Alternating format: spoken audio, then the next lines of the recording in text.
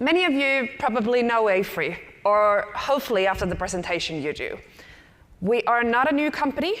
We're certainly not new to the pine chemicals industry, although we are a new member. It was about time. We should have been a long time ago. Personally, I'm a chemical engineer, like many of you here. I'm a little bit of an exception to my generation. I've been 12 years in the same company, doing more or less the same thing. And these days, I'm leading our biorefining advisory, which includes renewable chemicals, renewable fuels, and bio-based materials. But actually today, I'm not talking about what most of you who know me, I'm not talking about the fuels and the chemicals and this industry. I'm borrowing a little bit of content from my colleagues from the pulp and from the sustainability teams. Because we do believe that pine chemicals are making the world a better place. AFRY, the name is quite new. It was brought to the market in 2019 when a Swedish engineering company, ÅF, acquired a Finnish engineering company, Pöyry. So Bernd was referring to a decent engineering company. We consider ourselves a decent company. So these days, we are large. We are 19,000 people around the world. Our net sales are 24 billion Swedish crowns, so we're listed in the Swedish Stock Exchange. But in euros, we're talking about 2 billion. Here are the logos that you might hopefully recognize, at least our friends in the pulp industry. If you don't know Pöyry or ÅF, you should. And we are active in 3 main sectors: industry, infrastructure, and energy. And we have offices in more than 40 countries. Most of the locations where you're from, we probably have a local office. Then what do we do? I mentioned those 3 sectors, but we do actually quite different things. After the merger with ÅF and Pöyry, our main market today is the infrastructure sector. About 37% of our sales comes from road construction. If you take the tunnels from Switzerland to Italy, most likely our colleagues have built those tunnels. So the infrastructure part is something, it's not always connected to AFRY in this industry. The second largest is industrial and digital solutions. We have over 3,000 people in the Swedish automotive industry. So we help the Scanias, the Volvos to build their EVs, automating their systems, etc. But the one that is most familiar for most of you is our process industries engineering. I will talk about that a little bit later, but that includes pulp and paper, that includes chemicals, but not that much petrochemicals. So we are focused on the non-petrochemicals and, of course, the renewable fuels, where we have a pretty high market share when it comes to these advanced biofuels. Then we have energy. Energy covers anything from renewables to thermal, nuclear, particularly on the wind side. We've been very active in the sector. AFRY is our newest digital division. And I come from the smallest, but we think we're still important, Management Consulting. We are 600 people around the world, and I'm representing the bioindustry side, which covers the pulp and paper and the wood products industry that we just heard about. This is a good description of how we work at AFRY. We are locally present and globally connected. On a daily basis, our work is in international teams. It's very common that on Monday I talk to the US, on Tuesday it's Southeast Asia, and then it can be Latin America on Wednesday. And this is how we work across the entire 19,000 people. But what we do is covering the entire value chain of a project, or entire lifetime of a project. We start with, from the management consulting side, with engineering or with strategy, with market studies and pre-feasibility studies. Then as the project develops, we go into pre-engineering, detailed engineering, project management, and operational support when the facility is up and running. We do also have AFRY Capital, which is our investment banking arm, which helps you with mergers and acquisitions, finding new owners, etc. But this word really describes the way we work, and one of the reasons why so many of us are still there after many years. You cannot say this industry is boring. Something happens every day. And that's exactly what I wanted to tell you today. We've heard excellent presentations about how the market is today. It's a little bit gloomy compared to what the discussions were in Denver last year. So I want to take a step back, look at the trends beyond what's happening right now. We are in a very cyclical market, and that's only going to increase. I think we cannot assume that things are going to go back to how they were before. And one of the reasons behind there is this trend in sustainability, in decarbonization, and what we all see in our daily activities. I don't want to talk about politics, but we kind of have to. And like I mentioned, we work globally, and particularly this comparison across the Atlantic. We keep talking about that a lot when we talk about CTO and CTO supplies and those trade flows from one continent to another. But let's talk about the emission targets. We don't always remember that the US has actually set an overall 50% emission reduction target for their industry by 2030 and a net zero commitment by 2050. We always talk about the European targets, but let's keep in mind there's something similar in the US. On the left-hand side, you see the trajectory from the EU Commission, how we should reduce our industrial emissions in order to get to this 1.5 degree scenario. It does, at the moment, seem quite unlikely that we'll keep to it, but this is the political ambition level. By that target, by 2030, we should reduce 44% of our industrial emissions compared to the 2000 levels. It's quite a challenge, and a challenge that I think all of us here can address. If we think about the sectors, and this is in terms of volumes, US, Europe, US is of course much larger when it comes to industrial emissions, but in regards to specific sectors, we quite a lot talk about decarbonization of the pulp and paper industry, particularly when we talk about tall oil pitch, because that's one of the reasons why the pulp industry really needs this volume.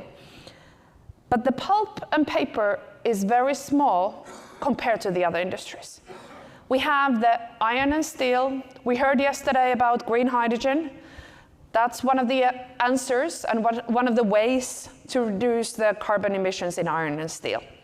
We've got the cement industry. There's a lot of discussion about carbon sequestration, CCS from the cement industry. But then we have the oil refining and the chemical sectors. What are the options to decarbonize these sectors? We don't have that many if we don't think about the circular and bio-based feedstocks. This is the overall target. It might seem a long way, might seem that we might be changing our waves. It's uncertain whether we're committing to these targets, but we have companies who take it seriously. I wanted to take an example of Metsä. Everyone talks about the Kemi mill like we just heard, so we thought that it's a good example here. They have officially committed to 0 tons of fossil CO2 emissions by 2030. And this is covering the Scope 1 and Scope 2 emissions. And they have committed to 100% fossil-free raw materials and packaging materials by 2030. And if I interpret this, if it's 100%, it includes those adhesives. It includes those inks that we are producing from the pine chemical industry. If we then think about the products that you all produce, anything from alkyd coatings to solvents to detergents, oil-filled chemicals, and think about what are we replacing with these chemicals? What is the substitute that we are replacing? In most of the case, it's some type of fossil material. And in those cases, the greenhouse gas emission savings are in the range of 80 to 90%. So we can make an impact decarbonizing those industries, making it real for those commitments. And I took Metsä as an example. We've been talking about MDF this morning. Let's remember IKEA's sustainability targets. They are one of the most serious about it, and they have already made a big difference towards the value chain and in business development, more and more companies are trying to meet their sustainability criteria. And I always like to a little bit contrast what we've heard on the floor. Yesterday, we heard that tall oil is so small, it's not going to make a difference to the biofuel industry, to the aviation or maritime emissions. I disagree. I'm a Finn. We have a lot of mosquitoes in Finland, and this is a famous saying. So if you think you are too small to make a difference, you haven't spent the night with a mosquito. They can be so annoying. So keep in mind that last adhesive in a packaging, if you have a brand owner that requires 100% sustainable materials, also that last drop needs to be from bio-based sources. It's not going to be the entire industry. I'm not saying that now what we're seeing today is going to switch overnight because of the sustainability, no. But there will always be those customers, those end users along the value chain who do value the sustainability angle, and we should not underestimate that. But then back to a little bit what we do. We have a long history advising the forest industry sector. So AF, our founding company, was formed in 1895, and it was the Steam Boiler Association. And the purpose was founded by owners to prevent accidents. That was the history of the entire company. In 1958, Pöyry, the other arm side of the company, was founded by a Finnish engineer who wanted to do whatever it takes to help the forest industry companies to build their facilities. Our very first project on the Pöyry side was the Äänekoski mill in Metsä's pulp mill. The very second was in Sweden, and I think the third project already was in Brazil. We've been in Brazil for over 60 years. We've got over 1,000 people in Latin America. So from day one, the Pöyry side has always been very global. In 2019, we got the merger, and today we consider ourselves a European leader in engineering, design, and advisory with a global reach. I've seen a lot of familiar companies here during the last couple of days. And just as a reminder, I mentioned those two projects back from the 60s, but in the 90s, we've helped Södra Mönsterås to increase their capacity. We've helped Klabin to expand their Pronamar mill in Brazil with the fluff expansion. And the most recent example of our references is, of course, the Kemi mill. We've done the balance of plant for the entire mill and helped them with the project engineering. Overall, if we think about all the pulp mills in the world, we've had some sort of impact in maybe 80 or 90% of those mills over the years. This is not the latest figures, unfortunately, because I said I borrowed these from our other team. But I wanted to discuss about the trends in the pulp, because that has a major impact on the CTO going forward. So if we look at first the right-hand side chart, the paper and board production by main grade. Here we see, of course, the coefficients probably should be a little bit lower, considering all the news we've heard recently. Sunila mill, yesterday was the GP Foley mill. Things are not going so well at the moment, but the trend is there. The graphic papers are going down, they have been going down, and after COVID, it's going down even faster. But you all know how many Amazon packages you get every week. At least I do, but maybe it's just my family. The packaging is still on an upward curve, and it will continue to be so. But what we sometimes miss when we're talking about this is the geographical switch. The role of Asia is increasing. We see more and more capacity being built in China. What happens with the Chinese economy? This is a big question. We've been talking about that a lot. But a lot of the new investments are targeting the Asian markets. The Americas, the Europe, we're more or less stable now and going forward as well. In terms of tons, again, we can reduce a little bit considering today's situation. But at AFRY, we have done our paper outlook and our pulp global outlooks from 1982 and 1985 onwards. So for the last 40 years, every couple of years, these days every year, we make a global forecast how the pulp and paper industry is looking like. In graphic papers, we see a dramatic drop. 17 million tons between 2020 and 2035. Tissue, we see a gradual growth. So that tissue and graphic papers, those are balancing each other out. But then the packaging boards and packaging papers, plus 90 million tons. This is what's driving the industry. It has been, and it continues to do so. So what does this mean for CTO, and particularly softwood? Because when we are talking about pulp, we need to differentiate which pulp we're talking about. Are we talking about hardwood, which keeps growing, and particularly in Latin America? Or are we talking about the pine trees and the softwood?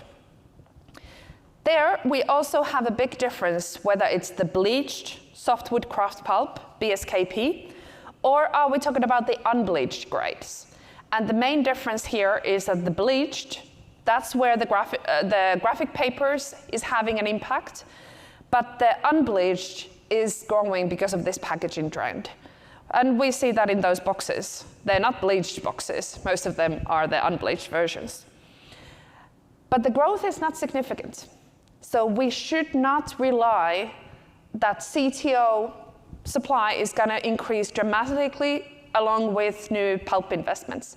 That era is more or less gone. We will see some increasing, but not much. Like we heard, Kemi will help the situation, but we will also get these closures. And the outlook is more or less stable. Even on the UKP side, 1.7%, that's below the GDP. It's not meeting the demand we're seeing on the end-use markets. Well, actually, let's stay here a little bit. Because if we can't get the increase from the pulp projects, where can we get it? And this goes down to the mill operations. Even today, many of the pulp mills don't quite know how to deal with the CTO, or I would say how to deal with the soap in the black liquor. I want to reference Doug Furon. Many of you have read his excellent articles, and every time we start talking about tallow yields, that's the place to go, thanks to the recovery committee also here at PCA. But impact on storage time. If we think about an individual pulp mill and consider how much CTO is coming out of it, we have to think about what is the wood species. We're talking about the northern pine here in Europe. We're talking about the pine trees in the southeast US. It's completely different yields. Then, of course, the seasonality. It's a great variation between spring, autumn, and also between years. But what impacts a lot is how we recover the soap from the black liquor and how we acidulate that soap. And that's where we have quite a lot that we can still increase the CTO. But it comes down to people. How do we convince the people at the mills to operate something differently? CTO has always been waste at the pulp mill. For a pulp mill, we have to remember the soap is something you need to get rid of the system. It causes you problems. And those operators might not understand the value of it. So this is kind of a take-home message for all of you. Remember to talk to the people. We heard that from David yesterday from Sunpine, that it's important to remember the people. And when it comes to tall oil and getting more volumes, that's where it all starts. But we can help as well. It's not just the people. So we have only one technology at AFRY.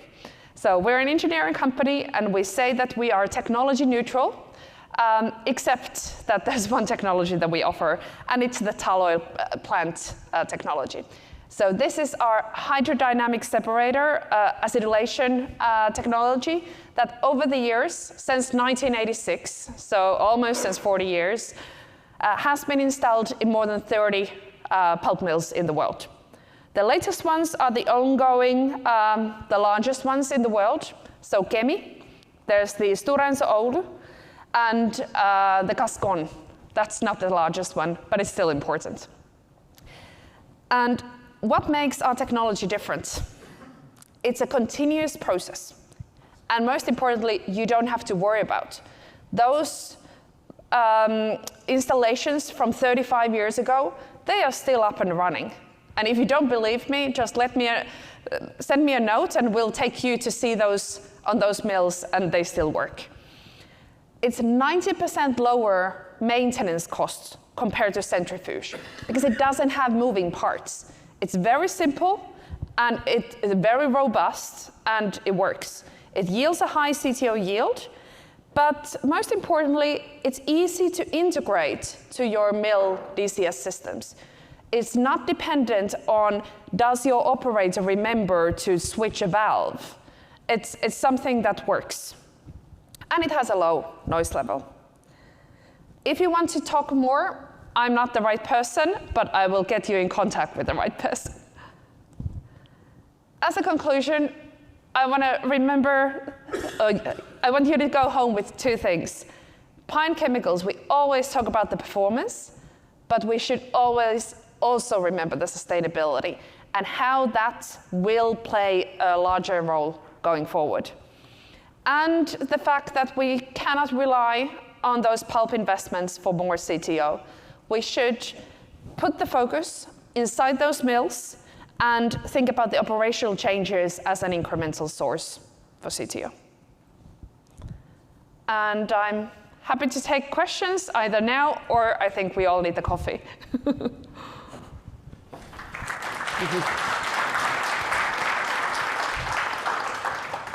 Hey, any public questions before we break? So you mentioned that the paper production for the packaging was basically shooting up very quickly.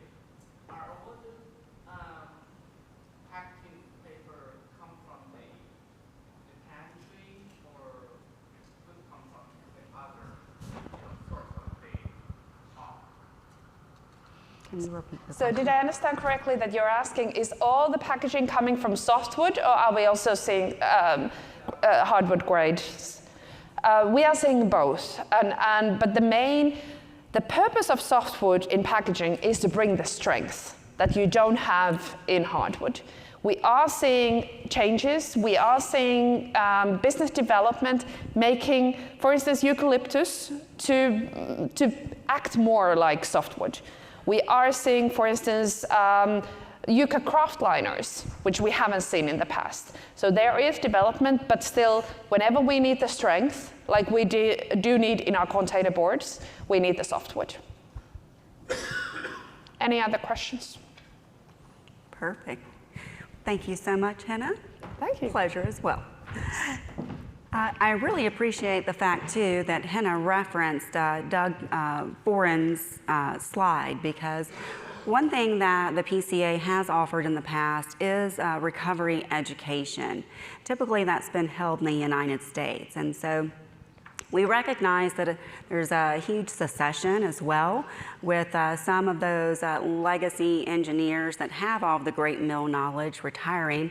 and a new generation coming in. So the PCA is actively taking that content that previously was only available for in-person to make that available in an electronic packet so that we can work with you all to have your recovery engineers with some at-home or some at-work education, so that we then can come together for an Ask the Expert panel to address some of these additional questions and concerns happening throughout the mill. So education part, completely important and necessary going forward, because Henna is correct. You know, one of the largest things that we know as an industry that we can look at is what else we can recover. I skipped through a slide just to keep us on time, but the waste is valuable, and I think others are starting to recognize that more and more.